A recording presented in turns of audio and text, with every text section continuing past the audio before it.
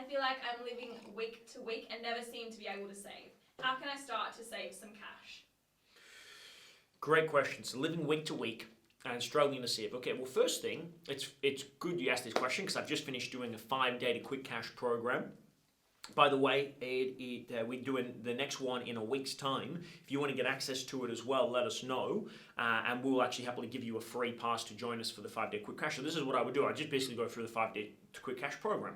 First step is, if you're living week to week right now, a couple of things. You've got to raise your standards, because in life, particularly financially, people always have just enough. You have just enough to pay your bills, you have just enough to put food on the table for you and your family, and then something happens that stretches you, and now you have to find more money. So you could either do that by default or by design.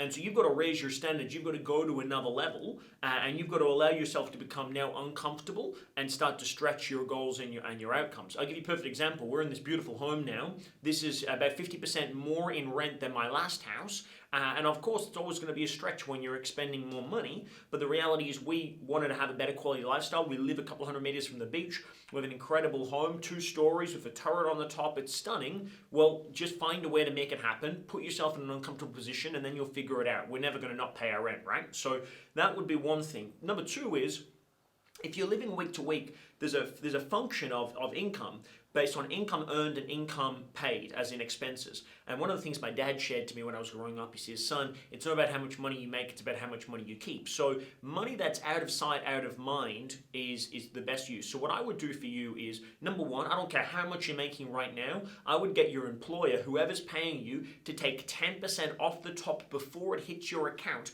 and put that in a separate savings account. It's forced savings. Now in Australia, we do that through superannuation, but you never see that money. I want it to come out of your account. Now, you're not going to notice 10%, because if you're living on $500 a week, that's $50. If you're living on $1,000, it's $100. It's virtually nothing.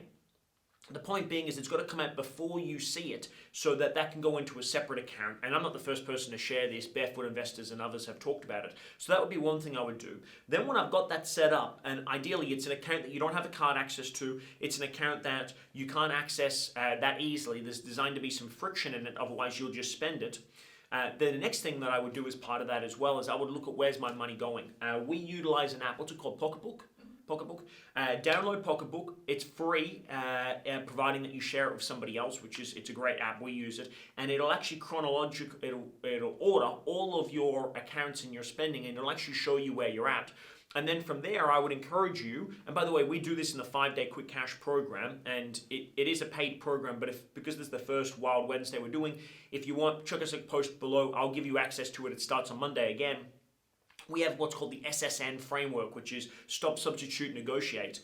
Stop spending money on some stupid shit. Substitute some products for cheaper products, or even just for cheaper sources, i.e. buying stuff online, and then finally negotiate, see if you can try and negotiate down some wages to try and free up some cash flow. That's what I would do on the expense side. On the income side, I'd be asking for a pay rise. I'd be working overtime. I'd be getting a second or third job. You know, we're blessed in Australia that we have an easy life. You go to the US, you go to the UK, people work 3-4 jobs to get by, because there's no base income. It costs, I think that's $7 an hour is the minimum wage. So, you know, we are already living in the promised land. So you've got to find a way to make more money. If you haven't asked for a pay rise, go and ask for a pay rise.